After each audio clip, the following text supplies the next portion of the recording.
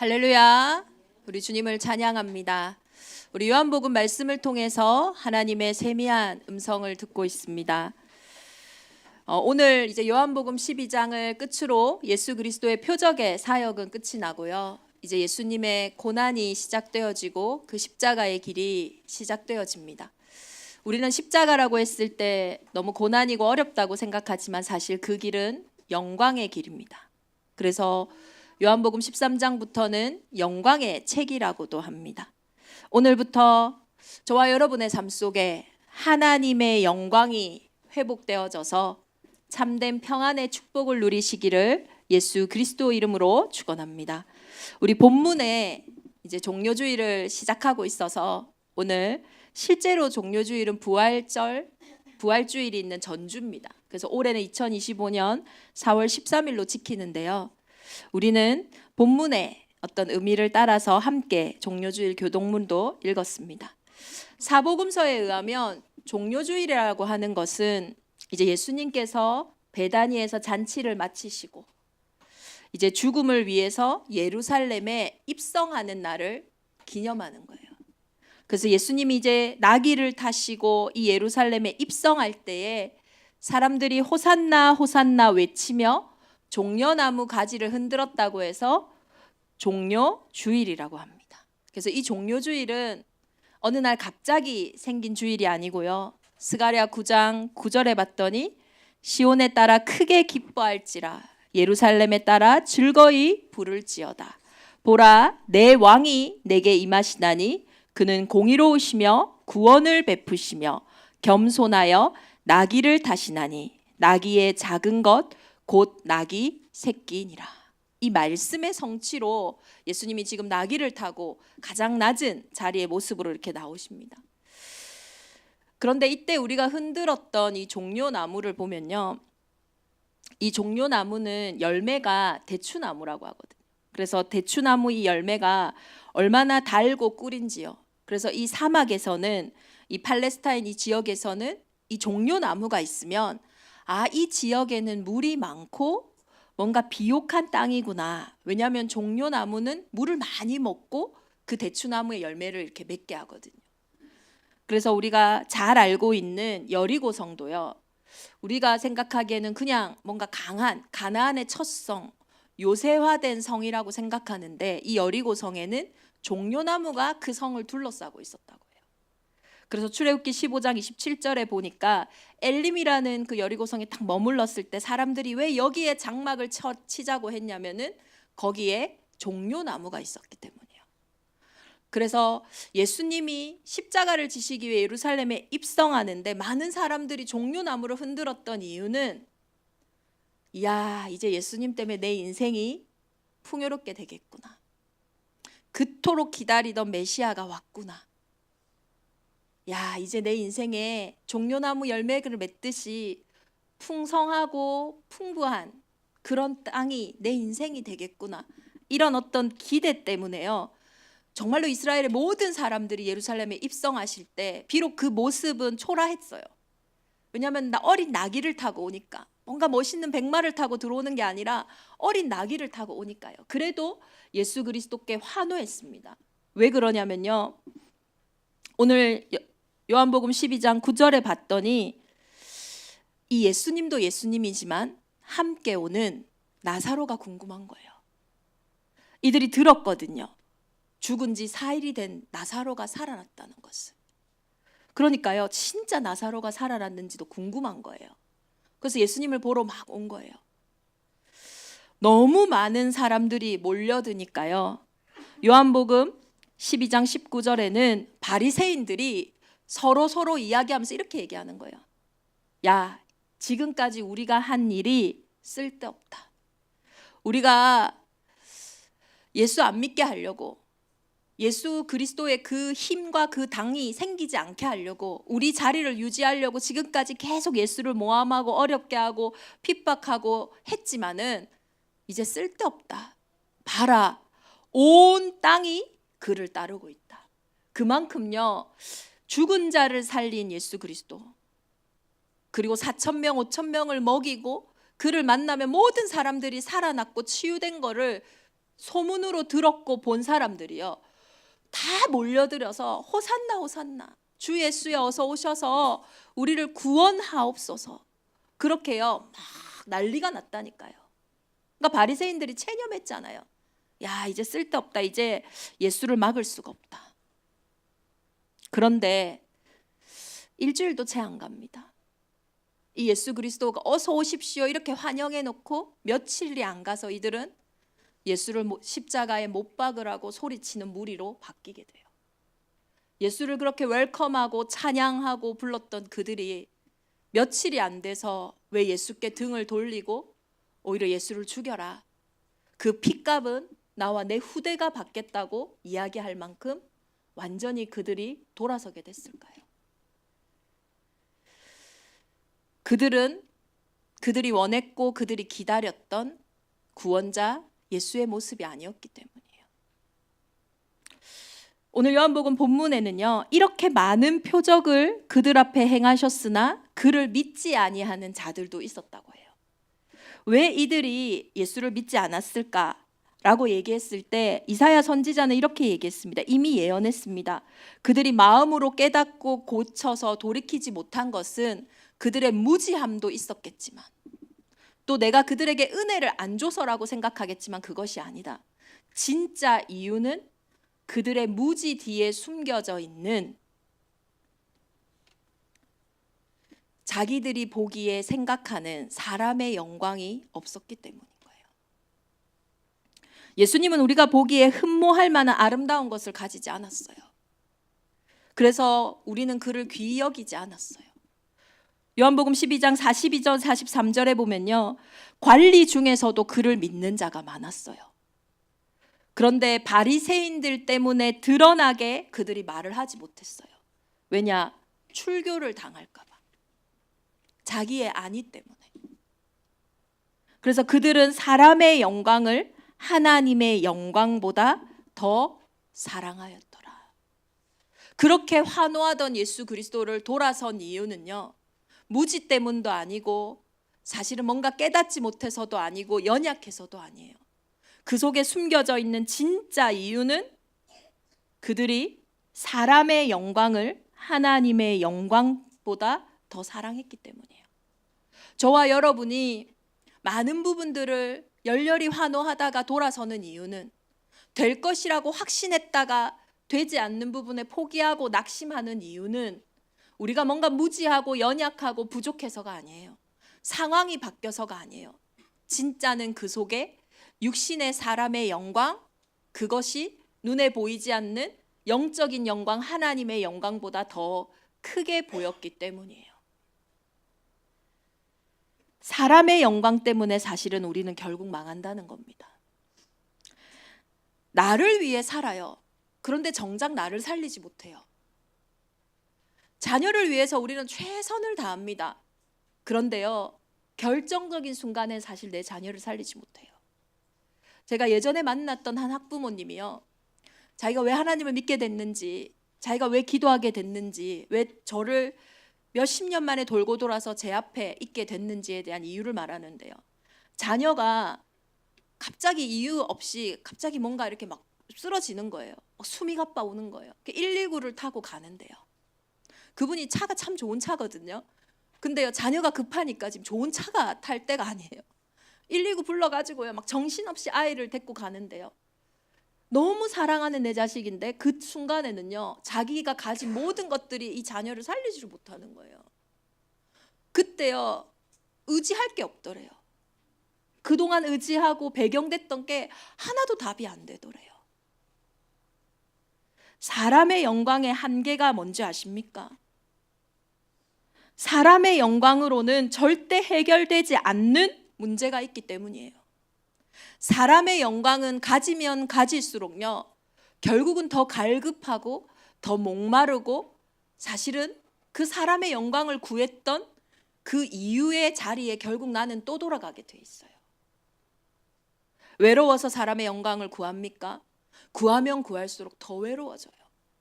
두려워서 내 어떤 이런 부분들을 감추기 위해서 사람의 영광을 구했는데요, 구하면 구할수록 더 두려워진다니까요. 사람의 영광에 한계가 있어요. 저와 여러분이 나쁜 것을 한 건 하나도 없어요. 그런데 사람의 영광을 구할 때 우리는 병들 수밖에 없어요. 성경은 그것을 보고 영적인 문제라고 합니다. 인간은요, 영적인 존재예요. 창세기 1장 27절 28절에 영적인 존재라는 건 무슨 말이냐면 인간만 하나님의 영광을 사랑할 수 있는 하나님의 형상대로 창조되었다니까요. 그것을 보고 성경은 복이라고 합니다. 저와 여러분이 가장 복받은 게 뭐냐면 내 인생에, 우리 가정에, 그리고 우리 산업에, 우리 교회에, 우리의 미래에 하나님의 영광을 볼 수 있는 하나님의 형상으로 창조됐다니까요. 하나님의 영광이 우리에게 회복될 때는요, 사람의 영광은 따라왔어요. 에덴에요, 하나님이 아담과 하와를 하나님을 대신하여 하나님의 영광을 드러낼 자들로 두시고 모든 거 다 뒀어요. 먹을 것을 걱정합니까? 살 곳을 걱정합니까? 무엇을 입을까 걱정합니까? 다 있었어요. 죽음도 없었고요, 두려움도 없었고요, 염려도 없었고, 시기도 없었고, 질투도 없었어요. 사람의 영광은요, 따라왔다니까요. 그런데 창세기 3장 이후로 우리의 인생에 도대체 무슨 일이 생긴 겁니까? 모든 사람이 죄를 범하였음에 하나님의 영광에 이르지 못하더니, 하나님의 영광으로 충만했던 우리가요, 하나님의 영광에 이르지 못하는 상태가 됐어요. 그것을 보고 한 사람 아담으로 인해 우리의 인생에 들어온 원죄라고 하는 거예요. 죄로 인해서요, 하나님의 영광을 자꾸 빗나가게 된다니까요. 세상에선 그걸 보고 운명사주팔자라고 해요. 아무리 애를 쓰는데 뭔가 관역에 맞지 않는 거예요. 애를 쓰는데도 하나님의 영광에 이르지를 못하는 거예요. 그 결과 저와 여러분의 인생에 근원적인 두려움이 찾아왔잖아요. 두려운 게 왜 두려운지 아십니까? 그 배경이 지옥 배경이요, 죽음이기 때문이에요. 모든 사람은 절대 죽음을 피할 수 없어요. 아무리 내가 가진 것이 많아도, 배운 것이 많아도, 내 생각의 의지가 아무리 강할지라도 모든 사람은 죽음을 피할 수가 없습니다. 그 말은 우리의 인생의 죽음으로 인해 지옥 배경으로 오는 그 영적인 문제 앞에 우리는 철저히 무력하다라는 거예요. 지옥 배경을 이길 수 없기에 사람의 영광은 절대 사람을 살릴 수가 없다는 거예요. 그래서 그 문제는 절대 불가능의 문제요, 그 영적인 문제로 내 인생에 드러난 육신의 문제, 가정의 문제, 자녀의 문제, 경제 문제, 그리고 아무도 모르는 내 안에 숨겨져 있는 그 개인의 문제는요, 절대 사람의 영광으로, 사람의 흐름으로는 끊을 수가 없다는 거예요. 그래서 진짜 저와 여러분이 사람의 영광을 회복하려면 먼저 하나님의 영광을 회복해야 됩니다. 그래서 이 땅으로부터 시작된 것이 아닌 하늘의 영광을 버리고 이 땅에 하나님의 영광을 회복하기 위해 오신 분이 있다니까요. 요한복음 1장 14절에 말씀이 육신이 되어 우리 가운데 거하심에 우리가 그의 영광을 보니 아버지의 독생자의 영광이요 은혜와 진리가 충만하더라. 이분을 통해서 우리는 하나님의 영광을 볼 수가 있어요. 이분은 이렇게 말씀하십니다. 요한복음 오늘 12장 44절 본문에요, 예수께서 외쳐 이르시되, 요한복음에는 외쳐 이르다라는 게 한 4번 정도 나오는데, 이 외쳐 이르다의 헬라어의 근본을 보니까요, 이거는 하나님으로부터 그 근원을 가진 것, 신적인 기초와 근거를 말할 때 외쳐 이른다고 얘기를 합니다. 그래서 지금부터 말하는 것은 내가 말하는 이 땅의 것이 아니다, 육신의 것이 아니다, 하나님으로부터 오는 메이드 인 헤븐의 것이다 하면서 외쳐 이르시는데, 뭐라고 외쳐 이르시냐? 나를 믿는 자는 나를 믿는 것이 아니요 나를 보내신 이를 믿는 것이다. 예수님을 믿는 것이 예수님을 믿는 게 아니라 예수님을 보내신 이를 믿는 거래요. 나를 보는 자는 나를 보내신 이를 보는 것이다. 다시 말해서 예수님은 나는 보냄을 받은 자라고 이야기를 하고 있어요. 뭐 때문에 예수님은 보냄을 받으셨습니까? 이 땅에 사람의 영광을 회복할 길이 없기에 영적인 문제를 해결할 정말 저와 여러분의 인생의 깊은 운명을 바꿀 길이 없기 때문에 하나님은 하나님의 방법으로 이 땅에 오실 것을 약속하셨어요. 그 비밀이 창세기 3장 15절의 여자의 후손 아닙니까? 여자의 후손에 우리가 예수 그리스도의 비밀이 있다니까요. 남자의 후손은 안 돼요. 사람의 후손은 안 돼요. 아담의 후손은 안 돼요. 영적인 문제는요, 우리가 낙심하고 우리가 고민하고 우리가 염려할 문제가 아닙니다. 혹시 고난 가운데 있는 우리 성도님들 있습니까? 이해되지 않는 문제, 그 문제 해결하려고 발버둥 치는 성도님들 있습니까? 고민하는 문제가 아니에요. 그 문제 때문에 여자의 후손을 보내셨다니까요. 우리의 절대 불가능한 문제는 절대 가능한 예수 그리스도를 바라볼 유일한 길이라는 거예요. 그래서 내가 곧 길이요 진리요 생명이니 나로 말미암지 않고는 아버지께로 올 자가 없다고 하셨잖아요. 정말로 그 예수 그리스도를 통하여 하나님의 영광을 회복하는 저와 여러분이 되기를 축복합니다. 그러면 이 예수 그리스도는 왜 보냄을 받았습니까? 이 땅에. 왜 여자의 후손으로 이 땅에 오셨습니까? 오늘 본문의 46절부터 보면요, 나는 빛으로 세상에 왔나니 무릇 나를 믿는 자는 어둠에 거하지 않게 하려 함이라. 이 땅에 오신 이유는요, 우리를 어둠에 거하지 않게 하시려고. 그래서 우리를 심판하러 오신 게 아니에요. 우리를 구원하러 이 땅에 오셨다라는 거예요. 그래서 예수 그리스도는 여자의 후손으로 오셔서 십자가에서 죽기까지 복종하심으로 저와 여러분의 인생의 근원의 문제인 그 하나님의 영광을 떠난 죄의 문제를 완전히 끝내셨다라는 거예요. 그리고 내게 말씀하신 그대로 됐다고 하셨잖아요. 성경대로 죽으시고 성경대로 부활하셔서 우리의 인생의 참된 왕이 되신 거예요. 십자가는요, 고난의 틀이 아닙니다. 사형의 틀이 아니에요. 십자가는 가장 큰 영광의 자리입니다. 그런데 그 옷이요, 고난으로 옷을 입고 있어요. 그 옷이요, 문제, 갈등, 위기의 옷을 입고 있어요. 그 옷이 가장 낮은 비참한 흠모할 것이 없는 것처럼 보여지는 거예요. 그러니 많은 사람들이 육신의 영광을 사랑하니까요, 사람의 영광을 사랑하니까요, 세상의 영광을 사랑하니까 왜 가장 낮은 곳에서 가장 높은 영광을 회복하셔야 되는지, 왜 예수가 죽으시고 부활하셔야 되는지 그 십자가를 이해하지 못하는 거예요. 비단 이스라엘만의 문제가 아닙니다. 우리도 마찬가지예요.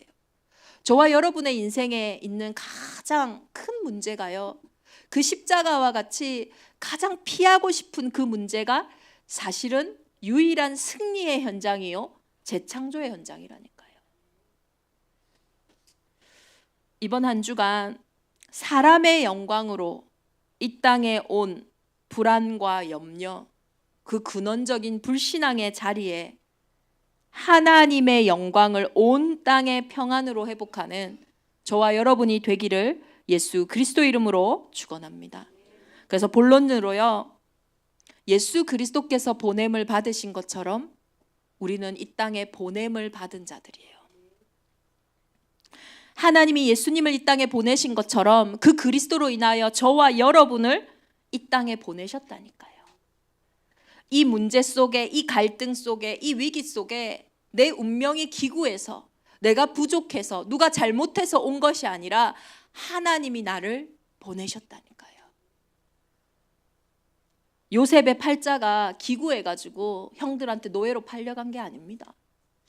요셉은 알고 있었잖아요. 요한복음 45장 5절에 보면 당신들이 나를 이곳에 팔았으므로 근심하지 마소서, 한탄하지 마소서.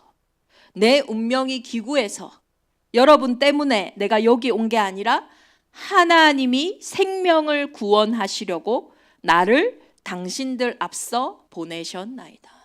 하나님이 저와 여러분을 보내셨어요. 왜 보냈습니까? 우리가 꼭 기억해야 할 게 있습니다. 망하는 것이 하나님의 계획이 아니에요. 이 일로 심판하는 것이 하나님의 계획이 아니에요. 우리를 구원하시는 것. 내가 살고 또 다른 영혼을 살리는 그것이 하나님이 이곳에 나를 보낸 이유이고 하나님의 영광이라는 거예요. 나 여호와가 말하노라. 너희를 향한 나의 생각은 내가 아나니 재앙이 아니라 곧 평안이요 너희 장래에 소망을 주려 하는 것이라. 우리가 보냄을 받은 자리에서 속지 말아야 될 것은, 우리가 돌아서지 말아야 될 것은 하나님의 영광이 이 속에 있어요. 가장 낮은 것 같고 가장 불편한 것 같고 가장 어려운 것 같고 가장 두려운 것 같은데, 그 십자가에서 예수 그리스도는 우리의 운명을 바꾸셨고 모든 죄를 대속하셨고 사단의 일을 멸하시고 하나님 나라의 일로 만드셨다니까요. 사람의 영광을 사랑하지 아니하고 하나님의 영광을 사랑했던 진짜 그 그리스도와 같이 이제는 그 은혜로 보내신 자리에서 참된 평안과 구원의 축복을 누리시기를 예수 그리스도 이름으로 축원합니다. 확신하셔야 돼요. 정말로 고린도전서 10장 13절에 우리는요 승리했으니까 승리했구나가 아니에요. 이미 예수 그리스도께서 다 끝내신 그 승리를 확신하고 현장에 나가는 거예요. 그래서 사람은 감당할 시험밖에 당한 게 없어요. 하나님은 얼마나 미쁘시냐면요, 얼마나 좋으시냐면요, 우리가 감당하지 못할 시험이 올 때는 허락하지 않으세요. 그래서 그 감당을 우리가 감당하지 못한다, 이 감당하지 못할 시험 때문에 망한다 그러면요 그 시험을 허락하지 아니하시고 피할 길을 주신다니까요. 그런데 저와 여러분에게 지금 허락된 것이 있다면 그것은 우리가 감당할 수 있고 이것을 통해서 하나님의 영광을 회복할 수 있는 최고의 축복이라는 것입니다. 그래서 이 길을 가는 저와 여러분이 마지막으로 회복해야 될 게 뭐겠습니까? 예수님이 이것은 내가 지금 말하는 게 아니다, 내 자의로 하는 게 아니다, 하나님이 친히 명령하신, 내게 명령하신 그대로 내가 하는 것이다. 저와 여러분도 하나님의 영광을 회복하기 위한 것이라면 그 속에는 사람의 영광, 내 생각이 필요한 게 아니에요. 내 기준이 필요한 게 아니에요. 내 방법이 필요한 게 아닙니다. 하나님의 영광을 위하여 하나님이 친히 인도하신 거예요. 그래서 내게 말씀하신 그대로 된다고 했잖아요. 그래서 하나님의 사람들을 보면요, 특히 요셉을 통해서 우리 오늘 보면요, 창세기 41장 16절에 바로왕 앞에서 지금 꿈을 해석하는데 뭐라고 대답하는지를 보세요. 요셉이 바로에게 대답하여 이르되 내가 아니라 하나님께서 바로왕에게 편안한 대답을 하시리라. 예수님이 하신 말씀이랑 똑같잖아요. 이건 내 자의로 말한 것이 아니라 나를 보내신 이가 구원하시기 위해 내게 말씀하신 그대로 하시리라. 제가 처음 사역을 시작할 때 가장 부담스러웠던 게 뭐냐면요, 참 복음을 위해 부름받았지만 전도 선교가 가장 부담스러운 거예요. 특히 전도 현장에 나갈 때 우리 성도님들이요, 저 전도사님 어떻게 말하는지 보자, 우리 전사님 어떻게 하는지 보자, 아닌데 그런 마음으로요 저를 탁 앞장 세우고 탁 옆에 계시거든요. 어떻게 말해야 될까, 이 말을 해야 될까, 저 말을 해야 될까. 야, 얼마나 힘든지요. 그래서 교육자들이 실제로는 말은 지금 캠프의 시간표가 아닌 것 같습니다, 목사님한테 말하지만 우리의 속이 있잖아요. 전도가 부담스럽습니다. 그러니까요, 그때 담임 목사님 뭐라고 얘기하시냐면 무엇을 말할까 생각이 없어질 때 나가라 하시는 거예요. 그 말이 참 무슨 말인지 몰랐어요. 그런데 그게 맞는 거예요. 저와 여러분이 무엇을 기다립니까? 이 일을 어떻게 해야 됩니까? 언제 해야 됩니까? 그 질문이 사라질 때가 있어요. 내가 하나님께로 보냄을 받았구나, 이 문제가 하나님의 손에 있구나, 이 문제 속에 하나님이 나를 망하게 하는 것이 아니라, 어렵게 하는 것이 아니라, 심판하려는 것이 아니라 오히려 나에게 더 좋은 것을 주시며 살리시는 구원의 역사구나. 그래서 하나님은 내게 분명히 말씀하실 것이다. 그 확신이 들 때요, 들더라고요. 무엇을 말할까 생각이 드는 게 아니라 갈 때 할 말을 안 주시면 안 하면 되지. 하나님이 안 하시는 거죠. 실패했다. 내가 한 게 아니니까 하나님 실패한 거죠. 내가 부끄러울 게 하나도 없는 거예요. 그래서 이 싸움이 계속 있었습니다. 모세도요, 야, 출애굽하러 가라. 하나님, 내가 누군데요? 내 모습 알잖아요. 이스라엘은 나는요, 살인한 자고 도망한 자예요. 그들에게 나는요, 이스라엘 사람도 아니고 애굽 사람도 아니에요. 나는 입이 둔합니다. 나는 갈 수 없습니다. 나는 할 수 없습니다. 맞는 것 같지만 하나님의 영광이 아닌 사람의 영광을 구하는 거예요. 그때 하나님이 계속 이야기하다가 결정적으로 출애굽기 4장 12절에 말씀하세요. 이제 가라. 내가 내 입과 함께 있어서 할 말을 가르치시리라. 예수 그리스도가 십자가에서 죽으시고 부활하신 그리스도가 맞다면, 저와 여러분 안에 성령으로 능력으로 지금 함께 하시는 것이 맞다면, 그분은 절대 우리를 고아와 같이 내버려 두지 아니하시고, 보혜사 곧 아버지께서 내 이름으로 보내실 성령, 그가 너희에게 모든 것을 가르치고 내가 너희에게 말한 모든 것을 생각나게 하리라. 고아와 같이 살지 마세요. 내일 무슨 일이 어떻게 일어날까 두려워하고 염려하며 사는 인생이 아니라 하나님의 영광이 온 땅에 평안으로 오는, 지금도 내 갈 길을 환히 보이시고 인도하시는 그 해답과 그 뜻을 확신하는 저와 여러분이 되기를 예수 그리스도 이름으로 축원합니다. 가다가 문제 생기면요, 그 문제를 이기게 하시겠죠. 그리 아니하실지라도 결국은 그 속에 가장 좋은 것으로 내 인생을 인도해 가시겠죠. 그 확신과 그 은혜가 저와 여러분에게 이번 한 주간 넘쳐나기를 예수 그리스도 이름으로 축원합니다. 그래서 우리가 가야 할 이번 한 주간의 중요한 이정표는요, 십자가에서 다 이루었다 하신 그 갈보리산의 언약을 붙잡고 이제는 사람의 영광보다 하나님의 영광을 사랑하는 그 은혜가 있기를 기도합니다. 예수님께서 오늘 본문에서 이제는 인자가 영광을 얻을 때가 되었다, 십자가를 지러 가시는데 그게 영광이라고 말씀하셨어요. 그 십자가의 영광이 왜 회복됐냐? 이때에 헬라인들이 찾아와서 예수님을 만나고자 했거든요. 이방인들이 찾아왔다라는 거예요. 그러니 이제 십자가를 질 때가 되었어요. 저와 여러분이 가장 큰 문제, 가장 큰 어려움, 그것이 이방인을 향해 가는, 전 세계 237 나라와 정말로 미전도 5천 종족을 향해 가는 사실 최고의 은혜의 시간표라는 거예요. 그래서 이때는요, 과감하게 그냥 버리면 돼요. 죽으면 돼요. 누가 싸움 잘하는 줄 아시죠? 안 다치려고, 빼앗기지 않으려고 100% 집니다. 그런데요, 오늘 진짜 내 죽고 니도 죽자 이러고 나서면요, 못 이겨요. 사단은 우리가 빼앗기지 않으려고, 놓치지 않으려고, 사람의 영광을 잊지 않으려고 붙잡은 그것 때문에 결국은 내 인생을 무너뜨립니다. 내가 진실로 진실로 너희에게 이르노니 한 알의 밀이 땅에 떨어져 죽지 아니하면 한 알 그대로 있고 죽으면 많은 열매를 맺느니라. 예수 그리스도의 그 십자가 사건으로 모든 사람을 살리는 구원의 길이 회복되어졌어요. 하나님의 영광을 구하는 저와 여러분의 인생이 그리스도 예수를 따라가는 그 인생을 통하여 하나님은 우리 가정, 가문, 우리 후대와 현장, 이 시대를 살리는 축복 속에 미랄과 같이 사용하실 줄 믿습니다. 우리 시간 주신 말씀 붙잡고 함께 기도하겠습니다. 하나님의 영광이 온 땅에 평안으로 임하는 미랄이 되게 하여 주옵소서. 사람의 영광을 구함으로 많은 사람들에게 불안과 두려움, 영적인 문제가 정말로 창궐하는 시대가 됐어요.